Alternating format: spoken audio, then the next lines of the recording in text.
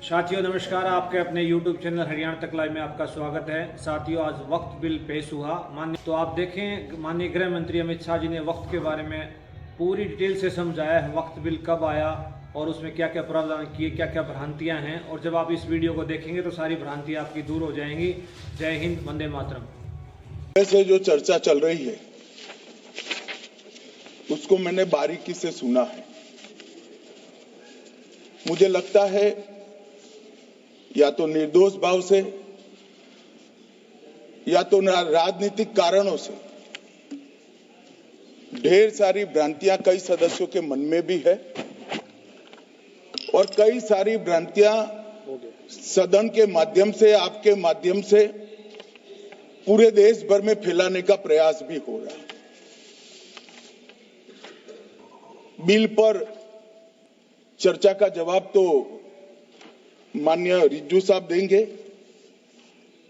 मैं कुछ बातें यहां रखी है, इसको मेरी समझ के हिसाब से क्लैरिफाई करने का जरूर प्रयास करूंगा।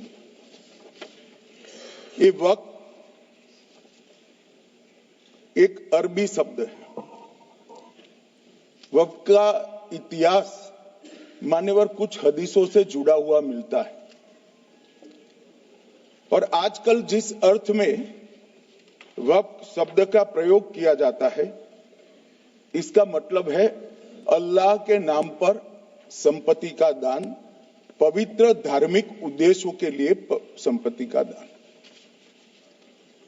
मान्यवर वक्त का समकालीन अर्थ, अभी जो अर्थ हम समझ रहे हैं, वो इस्लाम के दूसरे खलीफा श्री उमर के समय में अस्तित्व में आया। एक प्रकार से इसकी आज की भाषा में व्याख्या करें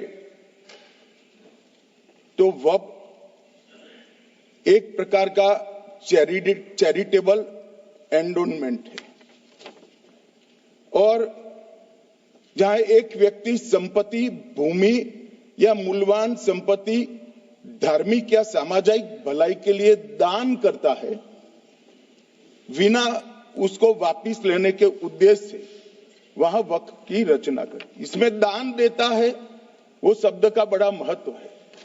दान उस चीज का ही कर्ज किया जा सकता है जो हमारा है।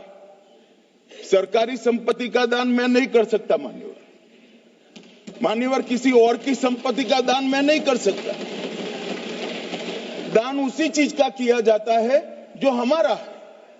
मान्यवर, इसी विषय पर ये सारा जो बहस चल रहा है। भारत का जहां तक सवाल है, दिल्ली में सल्तनत काल के प्रारंभ में मुइज़ुद्दीन घोरी के समय पर पहली बार वक्फ अस्तित्व में आया। अंग्रेजों के जमाने में 1863 के धार्मिक दान अधिनियम से चलता था। बाद में चैरिटेबल प्रॉपर्टीज एक्ट 1890 से चला। उसके बाद 1913 में मुसलमान वक्फ वैलिडेटिंग एक्ट अस्तित्व में आया। तब तक ये सारी प्रक्रियाएं चैरिटेबल एक्ट के तहत चलती थी। मान्यवर, आजादी के बाद वही एक्ट को 1954 में वक्फ के केंद्रीकरण के लिए बदला गया। 95 में वक्फ न्याय अधिकरण और वक्फ बोर्डों की स्थापना की। अब ध्यान से सुनिएगा मान्यवर, वक्फ परिषद और वक्फ बोर्ड ये 1995 से आए। ये पूरा झगड़ा जो चल रहा है, आपने नॉन हिंदू को रख दिया और नॉन मुस्लिम को रख दिया, गैर मुस्लिम को रखा। वो झगड़ा वक्फ में दखल करने का है।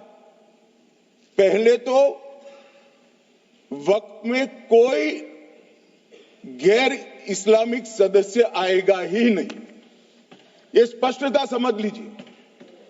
ना मुतवल्ली गैर इस्लामिक होगा, ना वाकिफ गैर इस्लामिक होगा। मान्यवर, वहां कोई प्रोविजन नहीं है। जो धार्मिक संस्थाओं का संचालन करते हैं उसमें कोई गैर मुस्लिम व्यक्ति रखने का प्रावधान किया भी नहीं है, हम करना भी नहीं चाहते हैं माननीय। इसलिए जो बड़े बड़े भाषण करते हैं कि समानता का अधिकार चला गया, दो धर्मों के बीच में समानता नहीं रही, मुसलमानों के धार्मिक अधिकारों के बीच में दखल खड़ी हो जाएगी, कुछ नहीं होने वाला मान्यवर। इस दृष्टि से देखें तो 1995 तक वक्फ की काउंसिल और वक्फ बोर्ड था ही नहीं, वो तो 95 से आया। और मान्यवर, ये जो भ्रम खड़ा किया जाता है कि ये एक मुस्लिम भाइयों के धार्मिक क्रियाकलापों के अंदर, उनके दान की हुई संपत्ति के अंदर दखल करने का है, ये बहुत बड़ी भ्रांति फैलाकर माइनॉरिटी को डराकर अपनी वोट बैंक खड़ी करने के लिए किया जा रहा है मान्यवर। कहां पर गैर मुस्लिम सदस्य रखे जाएंगे? परिषद में और वक्फ बोर्ड में। उसका काम क्या है? उनका काम धार्मिक क्रियाकलापों को कुछ चलाने का नहीं है। वो शुद्ध रूप से वक्फ का जो कानून, दान के लिए किसी ने दी हुई संपत्ति, उसका एडमिनिस्ट्रेशन अच्छे से चल रहा है नहीं चल रहा है, कानून के हिसाब से चल रहा है नहीं चल रहा है, या तो दान जिस चीज के लिए दिया गया, इस्लाम धर्म के लिए दिया गया, गरीबों के भोजन के लिए दिया गया, गरीबों के उद्धार के लिए, वो उद्देश्य के लिए इसका उपयोग हो रहा है नहीं हो रहा है, इसका नियमन करने का काम है मान्यवर। अब मैं इसको मान्यवर बाकी सारे धर्मों के साथ कंपैरिजन करते हैं और कहते हैं दखल किया है, मैं उसको स्पष्ट करना चाहता हूं। मान्यवर, वक्फ जो है वो हमारे यहां ट्रस्ट एक्ट है, इसमें ट्रस्ट है। तो ट्रस्ट के अंदर जो ट्रस्ट को बनाते हैं वो ट्रस्टी होते हैं और एक मैनेजिंग ट्रस्टी होते हैं। वक्फ में वाकिफ होता है, वक्फ होता है और मुतवल्ली होता है। ये सारे इस्लाम के अनुयायी हैं। अरे भाई, आप कह रहे हो, हम तो कह रहे हैं क्योंकि इसका वक्फ शब्द ही इस्लाम से आया है, इसलिए हम कह रहे हैं कि वक्फ वो ही कर सकता है जो इस्लाम का अनुयायी हो। अब आप उसका विरोध कर रहे हो, तो आप तो वक्फ में भी नॉन इस्लामिक आदमी चाहते हो। मान्यवर, क्या कह रहे हैं? हम इसलिए कह रहे हैं कि वक्फ वो ही कर सकता है जो प्रैक्टिसिंग इस्लाम को प्रैक्टिस करता होगा, क्योंकि मान्यवर इसकी उत्पत्ति ही इस्लाम के सिद्धांतों से हुई है। अब मान्यवर, वक्फ धार्मिक हुआ, वक्फ बोर्ड नहीं हुआ, वक्फ परिषद भी नहीं हुई। अरे सुनो भाई, मान्यवर, ट्रस्ट के अंदर ट्रस्टी जो होते हैं, जो चर्च होगा तो क्रिश्चियन होंगे, पारसी भी होंगे, पारसी के लिए वो ट्रस्ट होगा, तो हिंदू होगा तो हिंदू के लिए। अब चैरिटी कमिश्नर हम कहेंगे कि भाई मुस्लिम क्यों आया? मुझे बताओ, चैरिटी कमिश्नर एक्ट में मुसलमान चैरिटी कमिश्नर बन सकता है या नहीं बन सकता है? उसको ट्रस्ट नहीं चलाना है, उसको चैरिटी के कानून के हिसाब से वो ट्रस्ट चले, उसकी देखरेख करनी है। ये धार्मिक नहीं है, ये धर्म का काम नहीं है मान्यवर, ये एडमिनिस्ट्रेटिव वर्क है। और इसलिए तो फिर चैरिटी कमिश्नर हिंदू होगा तो वो क्रिश्चियनों के ट्रस्ट का कैसे देखरेख करेगा? चैरिटी कमिश्नर क्रिश्चियन होगा तो जैनियों के और हिंदुओं के ट्रस्ट का कैसे देखरेख करेगा? अब बताओ कि सारे ट्रस्ट के चैरिटी कमिश्नर अलग अलग बन, देश तोड़ दोगे आप लोग, तोड़ दोगे। हमने साहब, मैं अभी भी आपके माध्यम से, इस सदन के माध्यम से देश भर के मुसलमान भाइयों बहनों को कहना चाहता हूं, आपके वक्फ में एक भी नॉन मुस्लिम नहीं आएगा। ये एक्ट में ऐसा कोई प्रावधान नहीं। मगर जो वक्फ बोर्ड है और वक्फ परिषद है, उसका काम क्या है? वक्फ की संपत्तियां मान्यवर बेच खाने वाले लोगों को पकड़कर इसके बाहर निकालने का, वक्फ के नाम पर औने पौने दाम में संपत्तियों को 100-100 साल तक किराए पे देने वाले लोगों को पकड़ना है।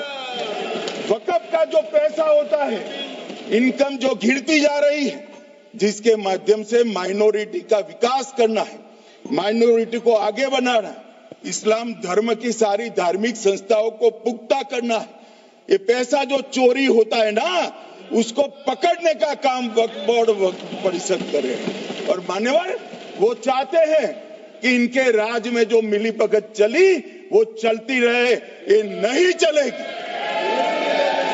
ये नहीं चलेगी। और मान्यवर मैं आज आपको बताना चाहता हूं क्या स्थिति हुई है।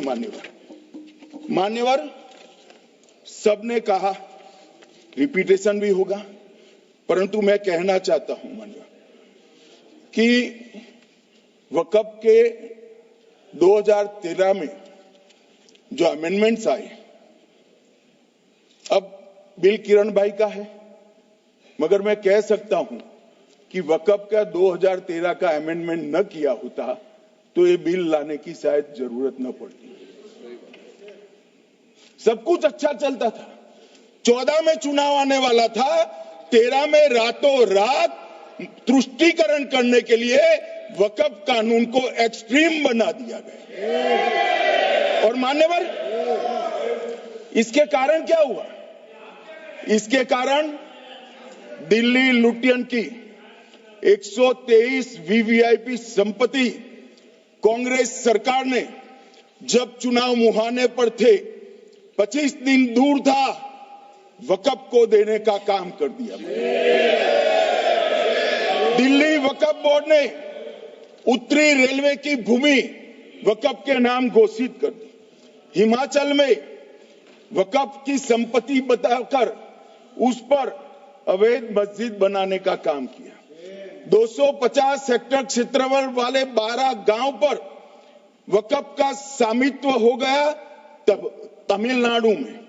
और मान्यवर तमिलनाडु के 1500 साल पुराने तिरुचेंदुरई मंदिर की 400 एकड़ भूमि को वक्फ की संपत्ति घोषित कर। ये जब मंदिर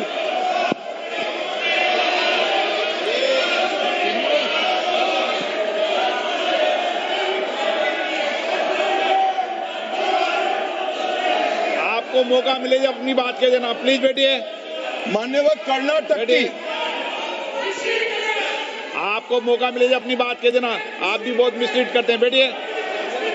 गृह मंत्री जी। मान्यवर कर्नाटक की मणिपट्टी समिति का रिपोर्ट में पढ़ रहा हूं, इसमें मेरा कुछ नहीं है, खड़े मत हो जाना। ये मणिपट्टी समिति का रिपोर्ट है। 29,000 एकड़ भूमि वक्फ की बिजनेस के उपयोग के लिए किराए पर दे दी। मान्यवर 2001 से 12 के बीच 2 लाख करोड़ की वक्फ की संपत्ति निजी संस्थानों को हस्तांतरित कर दी 100 साल की लीज पर। मान्यवर बेंगलुरु में उच्च न्यायालय में बीच में पढ़ना पड़ा, 602 एकड़ भूमि को जब्त करने से रोकना पड़ा। विजयपुर कर्नाटक के होनवाड़ गांव की 1500 एकड़ भूमि पर दावा कर उसको विवाद में डाला और 500 करोड़ की संपत्ति जिस भूमि का मूल्य है वहां 5 स्टार होटल को महीने 12,000 रुपए के किराए से दे दिया। अब मान्यवर ये कहते हैं कि इसका हिसाब किताब न करो, इसकी देखरेख न करो। भाई ये पैसा जो है देश के गरीब मुसलमान का है, ये धन्ना सोटों की चोरी के लिए नहीं, ये इसको रोकने के लिए। और इनके जो ठेकेदार बैठे हैं मान्यवर, ये यहां गरज गरज कर बोलते हैं, कुछ तो समझे बगैर बोलते हैं, कुछ समझ कर बोलते हैं। उनको लगता है कि इससे हम जीत जाएंगे। मान्यवर कर्नाटक में दत्तापीठ के मंदिर पर क्लेम किया। तालीपरंबा 75 साल पुराने एक दावे के आधार पर 600 एकड़ जमीन का दावा किया और ईसाई समुदाय की भी ढेर सारी जमीनों पर कब्जा कर लिया गया। मान्यवर, आज देश के कई गणमान्य चर्च और चर्च के समूह वक्फ बिल का समर्थन कर रहे हैं। उनको लगता है कि इसका विरोध कर हम मुस्लिम भाइयों की सिंपैथी जीतकर अपनी वोट बैंक पक्का करेंगे। उसमें कोई फायदा नहीं होगा अखिलेश, इसलिए कि 4 साल में मुस्लिम भाइयों को मालूम पड़ जाएगा कि कानून तो उनके फायदे में है। और इसके साथ ये दक्षिण के सारे जो सांसद बोल रहे हैं, अपनी अपनी कॉन्स्टिट्यूएंसी में सारे चर्च को मान्यवर नाराज कर रहे हैं, उनको पता नहीं। सारे चर्च को नाराज कर रहे हैं। सारे चर्च ने रिजोल्व किया है कि हम खिलाफ इसका हम समर्थन करते हैं। मान्यवर, तेलंगाना में 66,000 करोड़ की 1700 एकड़ जमीन पर दावा कर दिया। असम में मोरीगांव जिले की 134 एकड़ भूमि पर दावा हुआ। बिहार का मैं लालू जी के कोर्ट के साथ बाद में बताता हूं। गुरुद्वारा से संबंधित हरियाणा की 14 मरला भूमि को वक्फ को सौंप दिया। और मान्यवर, प्रयागराज में चंद्रशेखर आजाद पार्क को भी वक्फ घोषित किया। और मान्यवर, महाराष्ट्र के वडानगे गांव में महादेव की मंदिर पर दावा किया। और बीड में कंकलेश्वर मंदिर की 12 एकड़ जमीन वक्फ बोर्ड ने जबरन ले ली।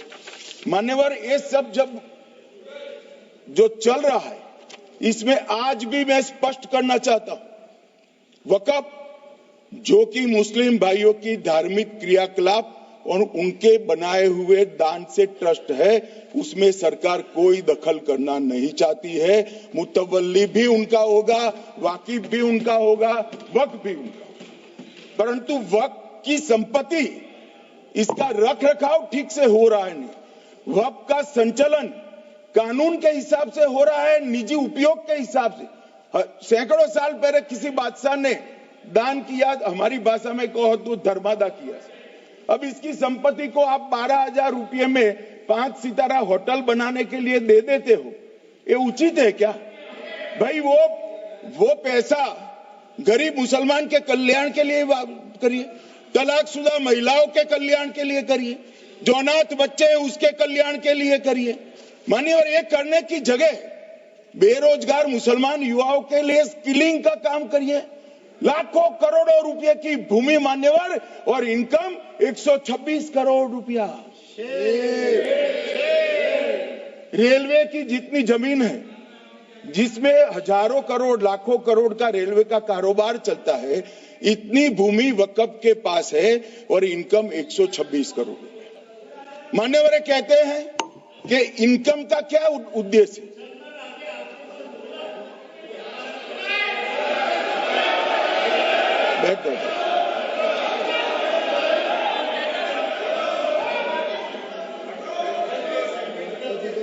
मान्यवर, मैं दादा की टेंशन समझ रहा हूं, ये बंगाल के मुसलमान भी सुन रहे हैं, तो उनको टेंशन होना स्वाभाविक है। मान्यवर, लालू प्रसाद जी, आज आरजेडी के सारे सदस्य बोले, जब 2013 का अमेंडमेंट आया, मैं लालू जी का तो पूरा पढ़ना चाहता हूं, बाकी सदस्यों का सिर्फ टोकन पढ़ूंगा। लालू जी ने क्या कहा? मैडम, सरकार जो यह संशोधन विधेयक पेश किया है, सरकार की पहल का हम स्वागत करते हैं। शाहनवाज हुसैन जी और अन्य माननीय सदस्यों ने अपनी बातों को यहां रखा, मैं उसका समर्थन करता हूं। आप देखिए, सारी जमीनें हड़प ली गई है, चाहे सरकारी हो या गैर सरकारी। वक्फ बोर्ड में जो काम करने वाले लोग हैं, उनके द्वारा सारी प्राइम लैंड को बेच दिया गया है। पटना में ही डाक बंगले की जितनी प्रॉपर्टी थी, सब पर अपार्टमेंट बन गए। इस तरह की काफी लूट खसोट हुई है। हम संशोधन विधेयक तो आपको अंत में लाए हैं, समर्थन करते हैं, लेकिन मैं चाहता हूं कि भविष्य में आप कड़ा कानून लाइए और ये जो चोरी करने वाले लोग हो उनको जेल की सलाखों के पीछे डालिए। अब साहब लालू प्रसाद की इच्छा इन्होंने तो पूरी नहीं की, नरेंद्र मोदी जी ने पूरी कर दी। ये लालू जी ने कहा था एक कड़ा कानून लाइए। मान्यवर शरीफुद्दीन शरीफ उन्होंने कहा मंत्री जी समझते हैं कि शायद इससे मुसलमानों का वोट मिल जाएगा, लिहाजा मुसलमान लोगों ने भी खुद ही तबाही मचाई है, इसलिए मैं गुजारिश करूंगा कि इसके लिए आप सख्त कानून बनाइए, उनके हाथों में हथकड़ियां पहनाइए और जो उनके कब्जे किए हैं वो जमीनों बेचकर गरीब और तलाकशुदा मुस्लिम बहनों का कल्याण करिए। इसके बाद श्री हमीदुल्लाह सैयद लक्षद्वीप से थे, उनका भी इसी टोन का भाषण है। और मान्यवर मैं आज की बात नहीं कर रहा हूं, 2013 का जो बिल कांग्रेस पार्टी लेकर आई, इसके विरोध में इनके समर्थकों ने जो कहा था मान्यवर ये है। और क्या होगा भाई इससे? पारदर्शी ऑडिट होगी, आज ऑडिट ही नहीं हो रही, रिपोर्ट ऑनलाइन जमा करने की सिस्टम नहीं है, वो होगी, रिपोर्ट देनी पड़ेगी, बैलेंस शीट जमा करनी पड़ेगी, ऑडिट होगी, कैग के रिटायर्ड ऑफिसर ऑडिट करेंगे और मान्यवर पारदर्शिता आएगी। इससे क्यों डरना चाहिए किसी को? पारदर्शिता से क्यों? और वक्फ बोर्ड और वक्फ परिषद, इसका कोई ऑर्डर हम ऐसा नहीं लिख रहे हैं कि कोर्ट में नहीं जा सकते। आपने तो कर दिया था कि ये ऑर्डर को कोई कोर्ट में चैलेंज ही नहीं कर सकता, पूरा संविधान वहां समाप्त कर दिया मान्यवर। और मान्यवर हम तो इसको कहते हैं कि कोई भी चैलेंज कर सकता है कायदे की अदालत में। इस देश में संविधान का राज है, ग्रीवेंसेस जिसका भी हो कोर्ट में जा सकता है। 2013 में जिसकी भूमि हड़पी, इसके ग्रीवेंसेस को भी कोर्ट के फोरम से बाहर करने का पाप एक कांग्रेस पार्टी ने किया। मान्यवर एक अफवाह और फैला रहे, रिट्रोस्पेक्टिव इफेक्ट से आ रहा है।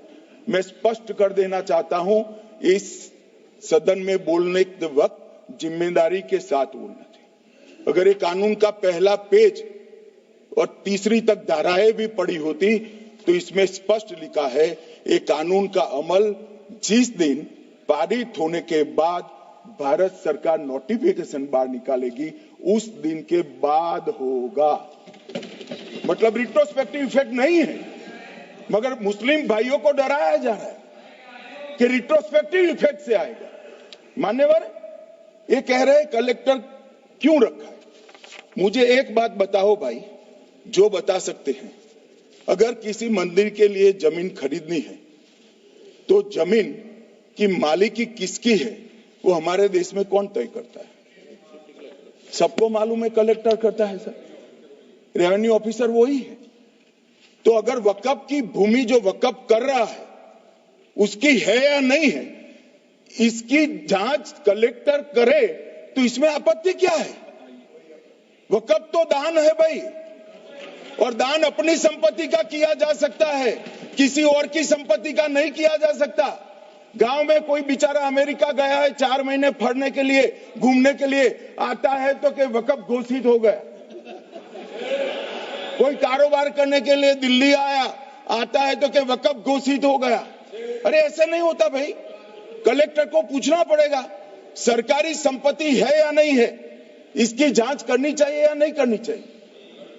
ढेर सारे मंदिर बनते हैं, बने भी है, बनेंगे भी, ढेर सारे चर्च बने हैं, गुरुद्वारे बने हैं, सरकारी संपत्ति पर बन सकते हैं क्या?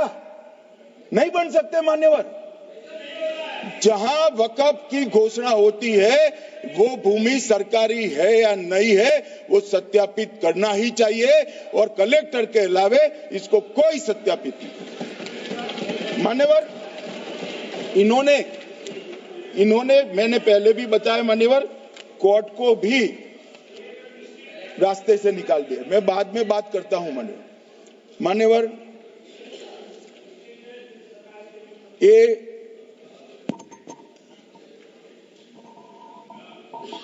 मान्यवर एक उपयोग के आधार पर वक्त की समाप्ति। मान्यवर ये कह रहे हैं कि सैकड़ों सालों से वहां प्रैक्टिस है। अब वो तो वक्फ रजिस्टर हो गया, आपने घोषित कर दिया, वक्फ में रजिस्टर भी हो गए, अब इसका सवाल नहीं है। मगर सैकड़ों साल की प्रैक्टिस, मुगलों के समय की प्रैक्टिस आज घोषित की जा सकती है क्या? अगर वहां नमाज पढ़ रहे हैं तो लोग देखते होंगे, कब्रिस्तान होगा लोग देखते होंगे, दरगाह होगी तो लोग देखते होंगे, और घोषित भी हो चुका होगा, रजिस्टर भी हो चुका होगा। अब अगर आप वक्फ घोषित करना है तो उसको ऐसे नहीं कर सकते मान्यवर, अधिकृत करना चाहिए। मान्यवर, जो दूसरा सुधार लेकर आए किरण जी, वो ही है कि धारा 36 में वक्फ संपत्तियों को बिना किसी स्पष्ट प्रक्रिया से, मालिकी की प्रक्रिया से पंजीकृत नहीं किया जा सकता। मान्यवर, अपील का प्रावधान वर्तमान में अधिनियम में ट्रिब्यूनल के निर्णय के खिलाफ अपील करने का कोई प्रावधान नहीं है। ये दृष्टिभ्रम खड़ा कर रहे थे गोगाई जी कि हाईकोर्ट में जा सकते, हाईकोर्ट में सिविल सूट नहीं जा सकता, रीट के अधिकारों का उपयोग कर हाईकोर्ट में जा सकते। सिविल सूट में ज्यादा प्रोटेक्शन मिलता है मूल मालिक को, आपने सिविल सूट को खत्म कर दिया था। रीट के जुडिक्शन बहुत सीमित है, हम सब जानते हैं कि ये सीमित कर दिया गया था, आप भी जानते हो, मगर आपको वोट बैंक चाहिए। मान्यवर, ये हमारा स्पष्ट सिद्धांत है भारतीय जनता पार्टी की, मोदी सरकार का, कि वोट बैंक के लिए हम कोई कानून नहीं लाए। कानून न्याय के लिए होता है, कानून लोगों के कल्याण के लिए होता है। इन्होंने कहा कैसे कैसे कानून आए हैं, मैं बता देता हूं सब। अभी कांग्रेस के महासचिव और माननीय सदस्य कह रहे थे क्या कानून आ रहे हैं, सब किस प्रकार के कानून आ रहे हैं। मान्यवर, इसी सदन में नरेंद्र मोदी सरकार ही महिलाओं को 33% आरक्षण का कानून लाई। इसी सरकार में पिछड़ों को संवैधानिक अधिकार दिया गया। मान्यवर, इसी सरकार में बजट जो आए, इसमें गरीबों को गैस, शौचालय, पानी, 5 लाख तक का बीमा, 5 किलो अनाज, बिजली और घर दिए गए। मान्यवर, और कन्वर्जन कानून की बात करते थे और हंसते हंसते कहते थे कर्नाटक सरकार कन्वर्जन कानून लेकर आई है। सबसे पहला कन्वर्जन कानून उड़ीसा और मध्य प्रदेश में कांग्रेस सरकार लेकर आई, मगर उस वक्त कांग्रेस सरकार तुष्टीकरण की नीति पर नहीं चलती थी, महात्मा गांधी के सिद्धांतों पर चलती थी। मध्य प्रदेश और उड़ीसा में सबसे पहला कन्वर्जन के खिलाफ कानून कोई लाए तो कांग्रेस पार्टी लाई, और मुझे गर्व है मेरी पार्टी की सरकारें कन्वर्जन पर कानून लाती। मान्यवर, सबको अपना धर्म का अनुसरण करने का अधिकार है, कोई शौक से करे, मगर लोभ, लालच, भय, इससे धर्म परिवर्तन नहीं कराया जा सकता। किसी गरीब के पास खाना नहीं है, खाना देकर उसका धर्म बदला दोगे? कोई थोड़ा कम पढ़ा लिखा व्यक्ति है, उसका धर्म बदला दोगे? ऐसे नहीं होगा मान्यवर। और आपने भी किए हैं कानून, आप नए नए आए हो, आपको मालूम नहीं है मान्यवर, इनको मालूम नहीं, अभी अभी आए हैं 5 साल से। ये कांग्रेस पार्टी ने कानून किए थे मान्यवर। अपील का प्रावधान भी हमने आगे बढ़ाया, और गैर मुसलमानों के द्वारा दान की गई संपत्तियों पर, गैर मुसलमानों की दान की संपत्तियों पर वक्फ अधिनियम को हमने लगने से मना कर दिया। माने उनके लिए चैरिटी कमिश्नर का कायदा है। ये प्रैक्टिसिंग इस्लाम, जो इस्लाम की प्रैक्टिस करते हैं, इसीलिए मान्यवर हमने ओवरराइडिंग इफेक्ट को भी समाप्त कर दिया।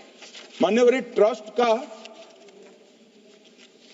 नियमन करने का जो कानून होता है, जैसे चैरिटी कमिश्नर के कानून में कोई ओवरराइडिंग इफेक्ट नहीं है। जहां क्लासेस आते हैं वहां ओवरराइडिंग इफेक्ट होती है। यहां ओवरराइडिंग इफेक्ट इसलिए देगी कि आप जिसकी संपत्ति हड़पी जाएगी उसको कोर्ट से जाने से रोकना चाहते थे, इसलिए ओवरराइडिंग इफेक्ट जो हमने मान्यवर निकाल दिया है। मान्यवर एक ऐसी चर्चा लेकर आए कि चर्चा नहीं, मैं आपको बताना चाहता हूं 2013 में जो अमेंडमेंट बिल आया जिसके कारण ये बिल लाना पड़ा, वो बिल में कुल मिलाकर 5.4 घंटे चर्चा हुई थी, 5.5 घंटे दोनों सदन मिलाकर, और इस बिल में दोनों सदन मिलाकर 16 घंटे चर्चा हो रही है मान्यवर, 16 घंटे। इसके अलावे हमने डिमांड किया समिति बनाओ, समिति भी बनाई, 38 मीटिंगें हुई, 113 घंटे चर्चा हुई, 284 हितधारक बनाए गए, वक्फ बोर्डों की संख्या जो उपस्थित वक्फ बोर्ड भी हुए राज्यों के 25 हुए, राज्य सरकार के प्रतिनिधि 15 राज्य सरकारों के आए, सांसद 8 हुए, विधायक विधान परिषद 7 हुए और अध्ययन दौरे 3 किए गए और अल्पसंख्यक आयोगों को भी 5 बुलाया गया। ये सबसे 92.68 लाख करीब 1 करोड़ सुझाव देश भर से ऑनलाइन आए, इसकी मीमांसा कर ये कानून बना है। आप ऐसे इसको खारिज नहीं कर सकते हो पूरी प्रक्रिया को।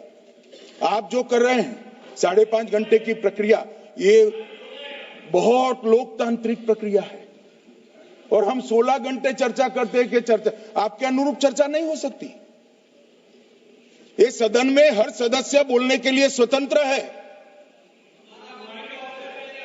कोई परिवार की यहां चलती नहीं है, ये तो जनता के नुमाइंदे हैं, किसी की कृपा से नहीं आए हैं। मान्यवर वो जो दिल में है, जो जनता की आवाज है वो रखेंगे। मान्यवर एक सदस्य द्वारा कहा गया कि ये मिसलीडिंग है कि पुराने कानून में 2013 के जो अमेंडमेंट्स थे उसमें अपील का प्रोविजन था। अब मैं कहना चाहता हूं 83(9) उसमें अधिकरण द्वारा किए गए किसी भी विनिश्चय का आदेश विरुद्ध, चाहे वो अंतरिम हो या फाइनल, इस पर अपील नहीं हो सकती। इसका मतलब अपील का प्रोविजन आपने रखा ही नहीं था। सिविल न्यायालय, राजस्व कोर्ट और अन्य प्राधिकरण उसके अधिकार क्षेत्र पर भी प्रतिबंध लगा दिएगा और सरकारी अधिसूचना जो बाद में वक्फ बोर्ड और वक्फ परिषद के एडवाइस से होगी, इसको भी कोई चुनौती नहीं दे सकता।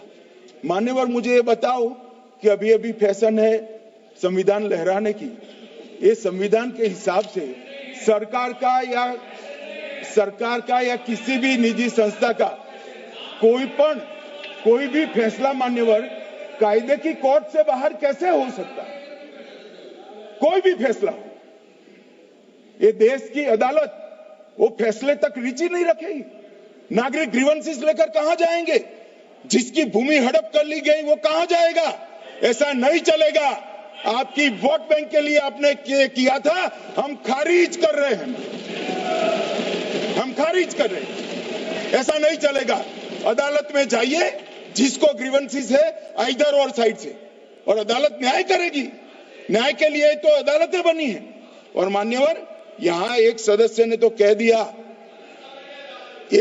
ने कह दिया माइनॉरिटी इस कानून को स्वीकार नहीं करेगी। क्या धमकाना चाहते हो भाई? संसद का कानून है, सबको स्वीकार करना पड़ेगा। स्वीकार नहीं करेंगे मतलब क्या है? कैसे बोल सकते हैं कोई हम कानून को स्वीकार नहीं करेंगे? एक कानून भारत सरकार का है, हर एक पर बंधन करता होगा और इसको स्वीकार करना पड़ेगा। मान्यवर ये हमने तो खैर वक्फ को छेड़खानी नहीं की, वक्फ बोर्ड और वक्फ परिषद के अंदर बदलाव किया है, मगर वक्फ के लिए भी क्या क्या जजमेंट आए। सैयद फजल पुकोया थंगल बनाम भारत संघ 10/11/28 को केरल उच्च न्यायालय ने उन्होंने कहा वक्फ बोर्ड एक स्टैट्यूटरी बॉडी है, यह मुस्लिम समुदाय का प्रतिनिधि निकाय नहीं है। इसका फंक्शनिंग मान्यवर एडमिनिस्ट्रेटिव है। धार्मिक क्रियाकलापों को तो वक्फ ने करना है, चाहे कब्रिस्तान हो, चाहे दरगाह हो, चाहे मस्जिद हो, चाहे चैरिटी का काम, वो वक्फ बोर्ड को नहीं करना है भाई। ये केरल हाईकोर्ट ने किया, इलाहाबाद हाईकोर्ट ने भी, उसने तो मुतवल्ली तक भी कहा है। अगर हम मुतवल्ली तो जो धर्म का है वही रखेंगे।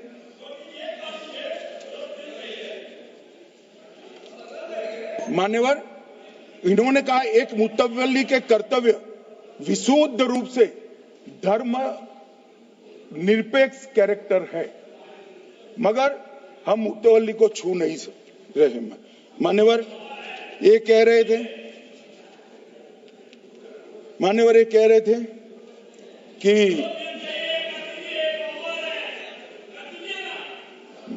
मान्यवर ये कह रहे थे कि कोई गड़बड़ियां नहीं हुई। मान्यवर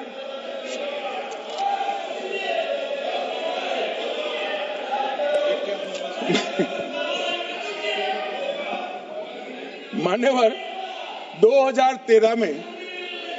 2013 में अन्यायी कानून आया। भाई करने, थोड़ा शांत हो जाइए। ये 26 के कारण डरे हुए और कुछ कारण नहीं। चुनाव जो है ना अक्टूबर में, 25 में जो चुनाव है इसके कारण डरे। मान्यवर भाई बैठो।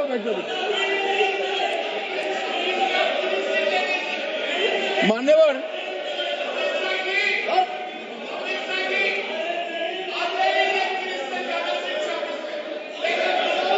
बैठो। बंगाल में आकर कहूंगा ये राजनीतिक हिसाब किताब का अखाड़ा नहीं है, छाती पर ठोक कर कहूंगा ज्यादा सिखाएंगे।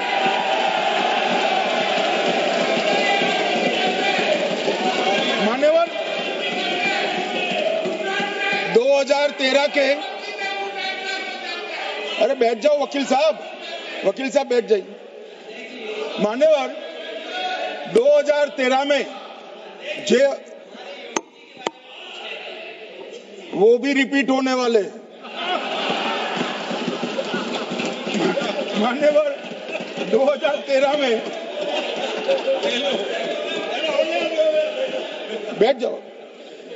मान्यवर 1913 से लेकर 2013 तक 1913 से 2013 तक वक्फ बोर्ड का कुल एकड़ में भूमि सब वक्फ का मिलाकर 18 लाख एकड़ था। मेरी विनंती है सभी सदस्य इसको ध्यान से सुनिए। 1913 से 2013 तक 18 लाख एकड़ और 13 से 25 तक एक कानून बनने का परिणाम क्या आया, और नई 21 लाख एकड़ भूमि बढ़ गई। अब मान्यवर 39 लाख एकड़ जो भूमि है उसमें 21 लाख एकड़ 13 के बाद है। अब ये कह रहे हैं कि इसका दुरुपयोग नहीं हो रहा है मान्यवर। और लीज पर दी गई संपत्तियां 20,000 थी और 25 में रिकॉर्ड के हिसाब से, हो सकता है गलत भी हो सकता है, रिकॉर्ड्स के हिसाब से शून्य हो गई। तो मान्यवर संपत्तियां कहां गई? मान्यवर बेच दी गई। किसकी संपत्ति से, किसकी परमिशन से बेचा? मान्यवर मैंने पहले ही कह दिया कि केरल और देश भर के Catholic bishop council, Catholic bishop conference of India, Catholic Congress Kerala, भारतीय कैथोलिक धर्मगुरुओं की महासभा, केरल चर्चों की संयुक्त परिषद, कैथोलिक कांग्रेस केरला, ये सब ने इस बिल का समर्थन करा है और कहा है अन्यायी 2013 का सुधार। हम अकेले नहीं कह रहे मान्यवर। और मान्यवर इसी एक्ट में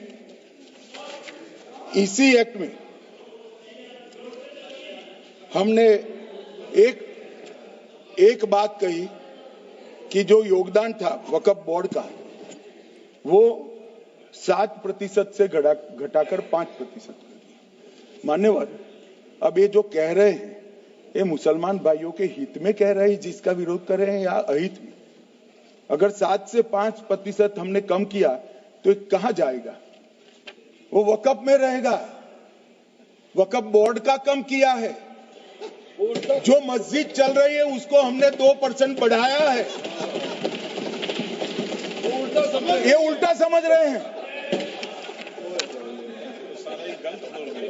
मान्यवर, ये बिल जमीनों की सुरक्षा प्रदान करेगी। मान्यवर, किसी की जमीन अब घोषणा मात्र से वक्फ नहीं बनेगी, उसको प्रोटेक्शन। मान्यवर, पुरातत्व विभाग और एएसआई की जमीन को हम सुरक्षा देंगे। आदिवासी भाइयों की शेड्यूल 5 और शेड्यूल 6 की जो जमीन है वो सुरक्षित हो जाएगी। निजी संपत्ति जो आम नागरिकों की है वो भी सुरक्षित हो जाएगी। और वक्फ करने के लिए स्वामित्व को दान तो साहब अपनी संपत्ति का ही कर सकते हैं, गांव की संपत्ति का दान नहीं कर सकते। तो वक्फ निजी संपत्ति से ही स्वामित्व के बगैर नहीं हो पाएगा। इसमें पारदर्शिता लाने के लिए सूचना की प्रक्रिया को दाखिल किया गया है। वक्फ बोर्ड की वक्फ की जो संपत्ति घोषित करने की अधिकार थे उसको समाप्त कर दिए। कलेक्टर से सर्टिफाइड कराना पड़ेगा और नए वक्फ पारदर्शी तरीके से पंजीकृत भी करने पड़ेंगे। रजिस्ट्रेशन के बगैर कोई संस्था नहीं चल सकती। और मुस्लिम ट्रस्ट अब तक के जो है उसको हमने इस जो माफ करना, कई सारे ऐसे मुसलमान भाई हैं जो वक्फ के कानून को अंदर दायरे में आना नहीं चाहते। मुझे मिले थे वोरा समाज वाले, वोरा समाज है, अहमदिया है, कई सारे ऐसे समुदाय हैं, सिया भी है, पसमंदाओं के भी कुछ ट्रस्ट हैं। वो सभी को मैं एक आनंद का समाचार देना चाहता हूं, अब मुसलमान भी ट्रस्ट एक्ट के अंदर अपना ट्रस्ट रजिस्टर करा सकता है। इसके लिए कंपलसरी नहीं है कि वो वक्फ के कानून में भी जाए, चैरिटी कमिश्नर एक्ट के तहत वो करने वाला है। मान्यवर, भूमि के रिकॉर्ड का कार्यालय होगा, समाचार पत्र और क्षेत्रीय भाषाओं में इसकी एडवर्टाइज दी जाएगी। ढेर सारे प्रावधान मान्यवर इसके अंदर किए हैं। महिला, सिया, पसमंदा, वोरा, अहमदिया, उनका हमने समावेश किया ही है। और उन्होंने कहा, मैं सुन रहा था, मान्यवर एक फैशन हो गई। राम जन्मभूमि का मंदिर बनाने की बात आई तो इस देश के अंदर खून की नदियां बह जाएगी, मुसलमान रोड पर आ जाएगा, मुसलमानों का ये हो जाएगा, वो ट्रिपल तलाक, फिर से डर, सीए आया कि मुसलमानों की नागरिकता चली जाएगी। जिन जिन ने भाषण किया है, एक मुसलमान की नागरिकता गई है तो बता दो। मुसलमान भी जानता है। और मैं तो आपके माध्यम से देश के मुसलमानों को अपील करना चाहता हूं, मान्यवर, मैंने बहुत झेला है। ये कहते थे कि सीए कानून मुसलमानों की नागरिकता लेने 2 साल हो गए, एक भी मुसलमान की नागरिकता गई है तो सदन के पटल पर रखी। कितना झूठ फैलाया इन्होंने। मान्यवर, धारा 370 हटाई, ये कह रहे थे मुसलमानों का ये हो जाएगा, वो हो जाएगा। फिर से उमर अब्दुल्ला जीत कर आज शासन कर रहे हैं। आतंकवाद समाप्त हो गया, विकास शुरू हो गया, पर्यटन बढ़ गया। मान्यवर, एक कांग्रेस पार्टी और उसके साथियों ने मुसलमान भाइयों को डरा डरा कर अपनी वोट बैंक खड़ी करने का काम किया।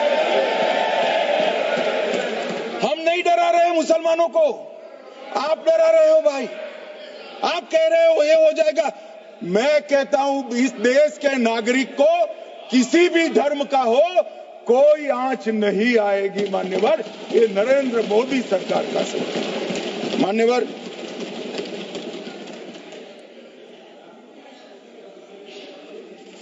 इनको मान्यवर ना पिछड़ों की चिंता है ना मुसलमानों की। ये सालों से जातिवाद और तुष्टीकरण इसके आधार पर काम करते हुए आए हैं और जातिवाद और तुष्टीकरण की राजनीति कर अपने परिवार की पॉलिटिक्स को आगे बढ़ाए हैं। मगर 2014 से मान्यवर जातिवाद, तुष्टीकरण और परिवारवाद को एक साथ नरेंद्र मोदी ने समाप्त कर विकास की राजनीति इस देश में प्रस्तावित की। पॉलिटिक्स ऑफ परफॉर्मेंस, परफॉर्म करिए और चुनकर आइए। 3 टर्म मोदी जी को चुना है और 3 टर्म भारतीय जनता पार्टी की सरकार रहने वाली है। मेरी बात ठीक कर मान्यवर, अंत में मैं किरण जी को बहुत बहुत बधाई देना चाहता हूं कि बहुत अभ्यास कर सारे दूषणों को निकालकर वक्फ कानून को शुद्ध, पारदर्शी और उद्देश्यों को समर्पित बनाने का काम रिज्जू साहब लेकर आए हैं। मैं इसका समर्थन करता हूं।